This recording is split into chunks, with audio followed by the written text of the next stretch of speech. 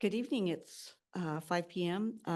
This is the October 7th edition of the Parks and Public Works Committee meeting. I'm Catherine Cotton, chairing for Ethan Benson this evening. And we do have Councilmember Brian Holloway online. Um, so let's start things off with a call to order and roll call.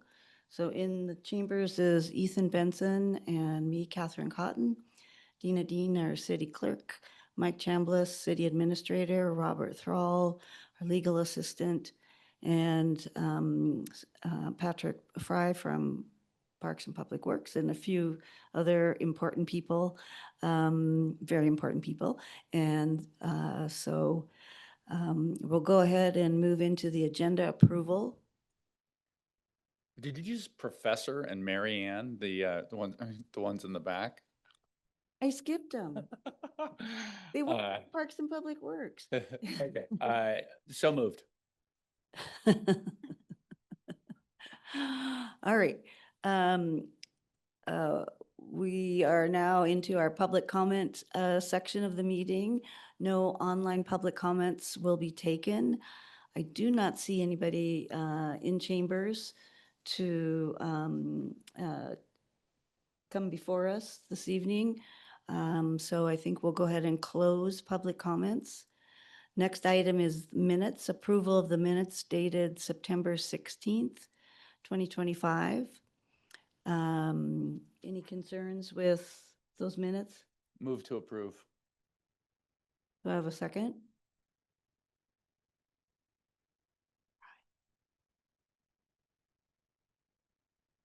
We didn't lose Brian, did we? No, he's there. I think he's. I'm on mute. Second. All right, so we've approved that. And that brings us down to agenda bills. We have AB 25-074, compost use and procurement ordinance, which is being presented by our project engineer, Patrick Fry. Right. Good evening, committee members and staff. Let me just share my screen for a brief presentation.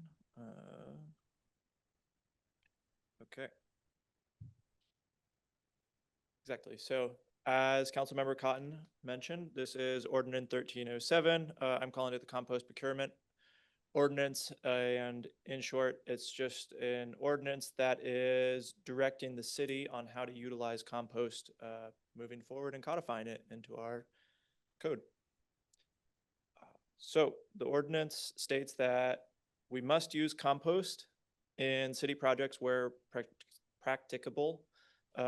City projects being pretty much anything that the city does. So that's CIP projects like the reclaimed water reservoir, or it could also be projects that our operations staff are doing themselves, such as our urban forestry.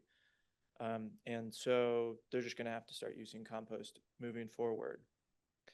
And we will be, and it states that they have to utilize locally generated compost. So it's not buying Home Depot compost. It has to be locally generated. And that's to encourage Washington compost, and as well as our local haulers compost. And then lastly, it states that we have to report to ecology biannually, so that's every other year. Essentially just the amount of compost that we use and amount of compost that we generate as a city through our residences. And so why are we doing this?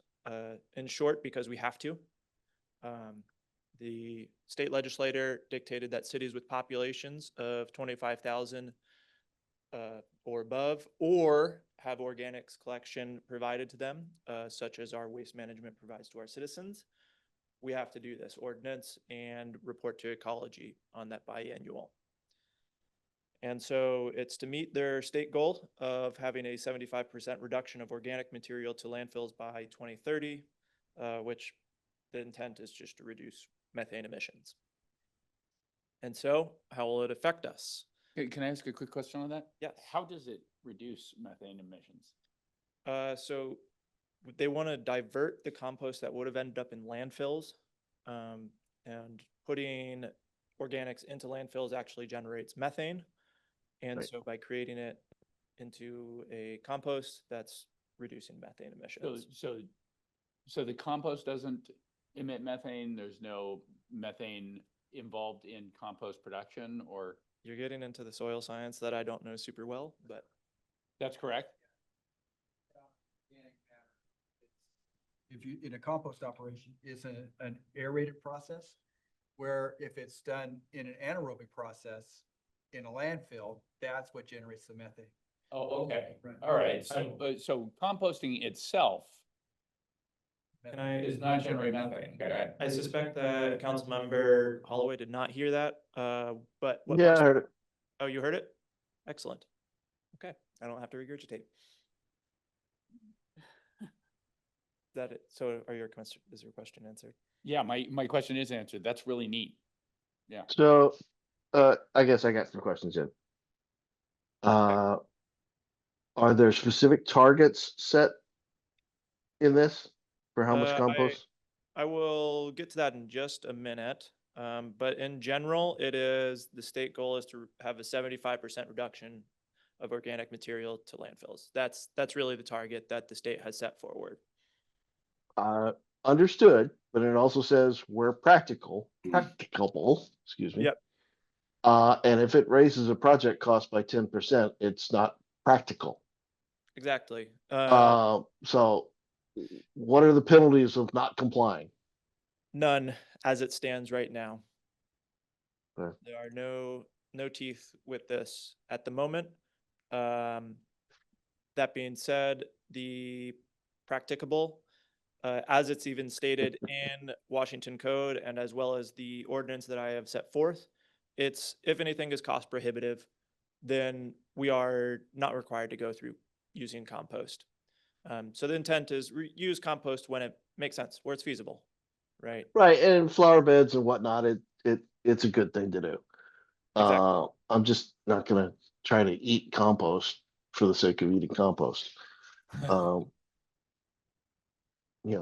some government agencies actually get the methane off of landfills and generate electricity from it, but that's for them to figure out.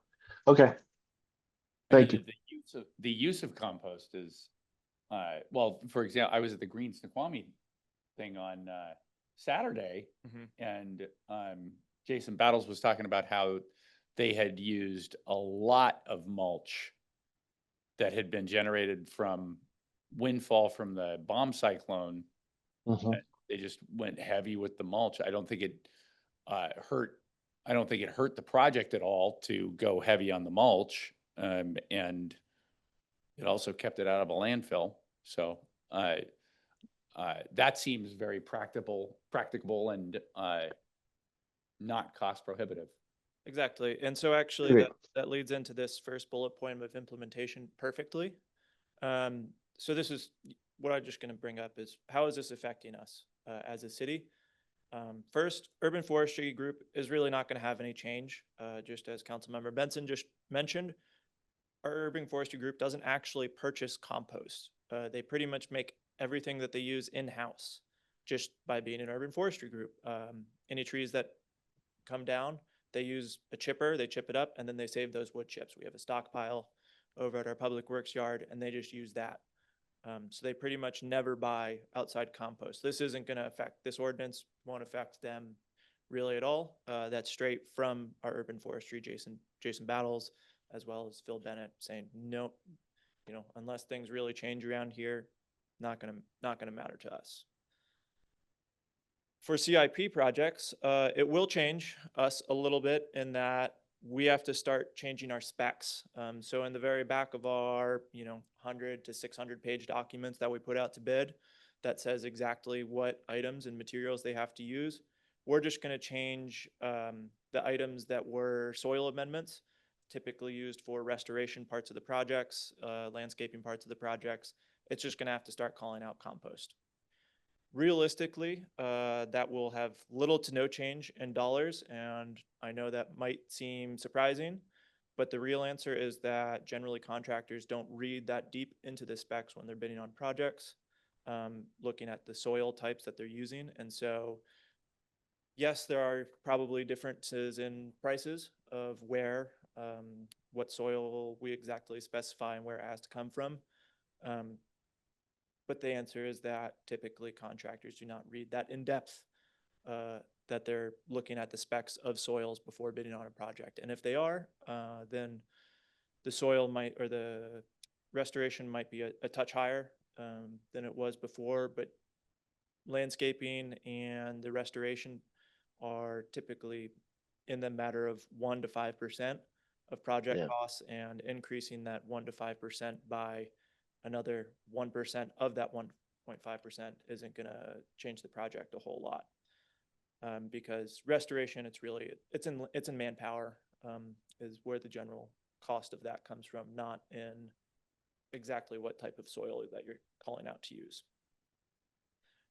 Where I do see the biggest issue with this, or really hurdle is a better word for this implementation, is just staff time and compiling and reporting, right? I'm here tonight presenting this, and then I have to do reports to ecology every year or two. And so that's really going to have the biggest effect as this ordinance stands, is just my time is now going in part to reporting on this as opposed to cost changes.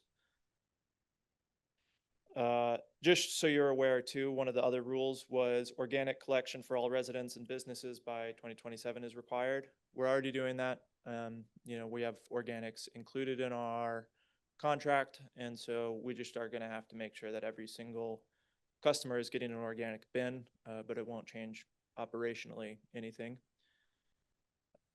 Now, the big asterisk on this though is there will be new rules coming prior to 2030 based on what the state legislature finds in this. And what I mean by that is they have that target of reducing organic material by 2030 by 75%.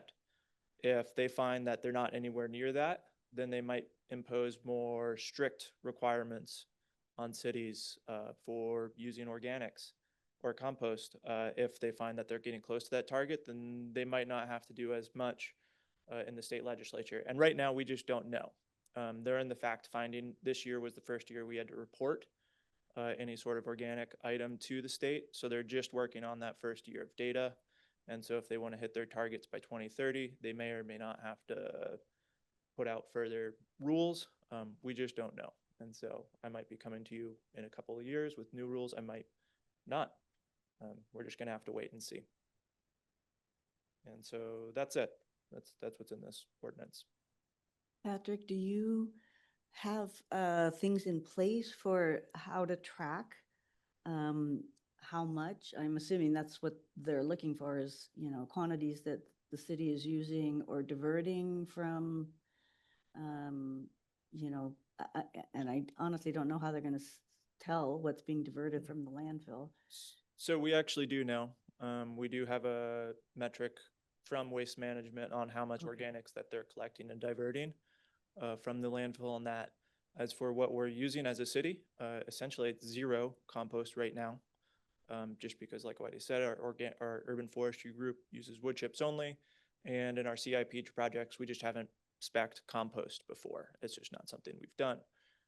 Moving forward, tracking that is actually quite easy. All of our CIP projects, we generally know the exact amount of material being hauled in. Cubic footage. Exactly. Yeah. And so tracking that, it's just another thing we have to keep an eye on. But it's not any really additional legwork except for at the end of that biennium going and tallying all those numbers up. Does Waste Management make any compost products from what they are collecting? No, so they're just a hauler. Okay. They probably bring it to either King County has their own compost facility in Maple Valley area, and then Cedar Grove is the other big player, and they have a bunch of locations in Redmond, and I think it's in Renton is where their big facilities are that are nearby. And so that's likely who will be sourcing anything They'll from. be considered the local sources. Those would be the local sources. Yep. So this will create basically a market for that compost that they're already making. Yeah, the market already exists. A lot of people use compost for everything, right? You've known about it. But yeah, that's exactly right. It might expand the market. I don't know how it's going to affect things. It's not something that I'm privy to. Yeah, it seems like for us, using wood chips is a really easy thing to generate. You need a chipper and a place to put the pile. Yep. While you're waiting to use it. But yeah, you need a whole Yeah, processing plant for making compost. compost from food waste and all that. Yeah, so the intent isn't to, have our urban forestry group have to change the way that they're doing things. The intent is in my projects, I just on page 500 of my specs, it lists exactly the type of topsoil that you need to use on projects. I'm just going to change that from topsoil sourced from, local places with this type of soil. It's just going to have to change to compost from listing out local compost providers. And It- that's really it. Yep. Is there any compost products that can be made from the biosolids that like get hauled over to Eastern Washington to be used as like fertilizer sources and?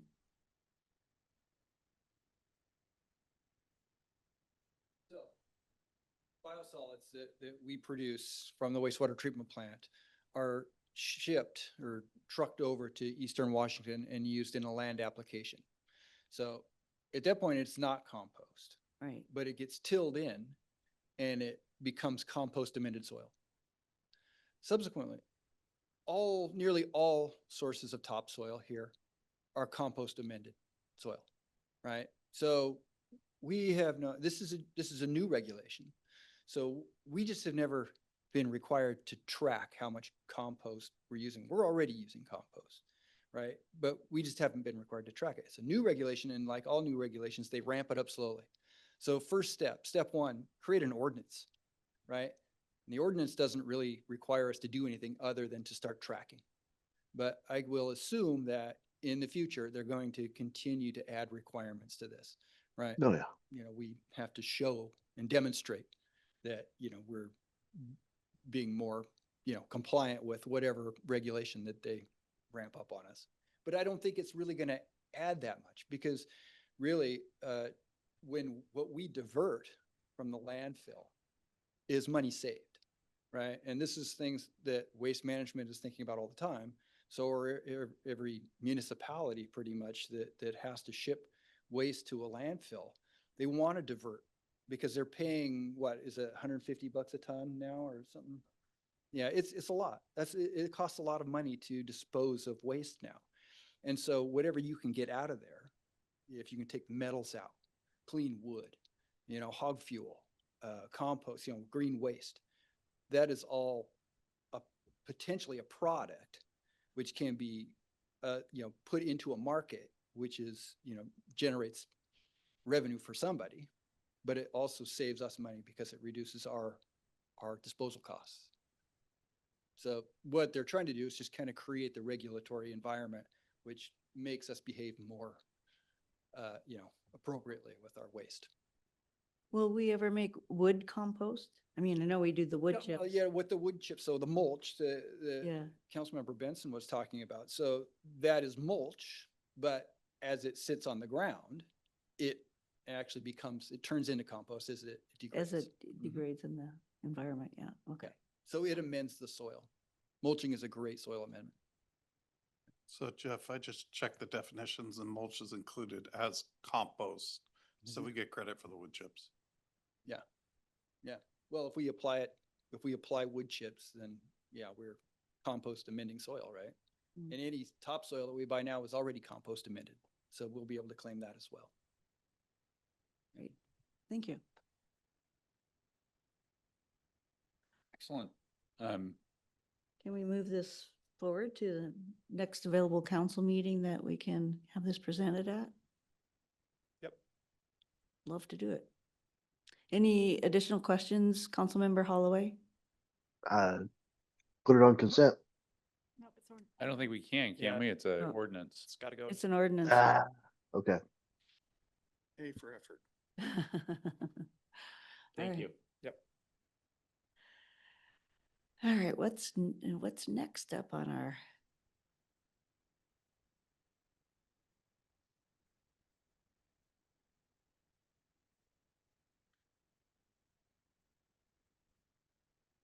There were a couple of discussion things. I Yeah. forget what the first one was. I think we were,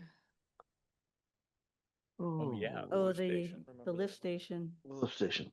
the Snoqualmie Valley Health Lift Station Yeah, so status. Patrick Fry again, just so it's on the record. The status, so unfortunately, I don't have a presentation for you, but it's really nothing exciting has happened. We have had survey completed since we last met. Well, I guess first was we contracted with the consultant. We got the money, right? The agenda bill was approved, and so we were able to get the contract with RH2 signed and working. We've had survey since then, that's completed, and then we've installed data loggers, and the data loggers have been on there for a week, and we want them on there for 2 weeks. And that is really about it. We're not doing a whole lot with it until we get that data in. But our consultants working with the survey data they have too. Sounds like it's proceeding forward as expected. Exactly. Great. And we're going basically as fast as we can. That's as fast as we can. Yep. Right. We're just collecting data. You don't want to, we can't really start a whole lot without the data before us. Okay. Yep. All right. Perfect. And then who's doing the sidewalk update? That was also me.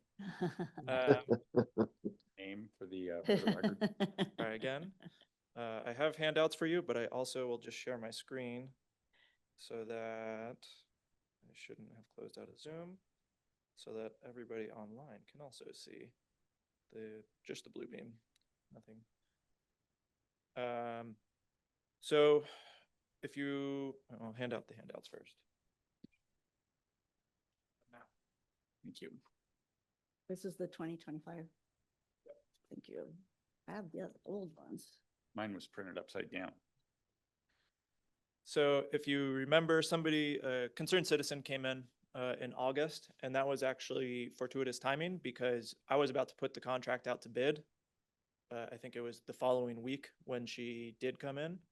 And so I hit the pause button, didn't put the contract out to bid, and instead we did a big communications blast of asking for more. And so in that was August, I believe, early August. And so we got about 30 more locations that were in need of a repair from that communications blast. And I just put this out to bid today, actually. Sweet. A little delayed, mostly because I was on vacation for a good chunk of September. And so now the 2025 contract is out to bid.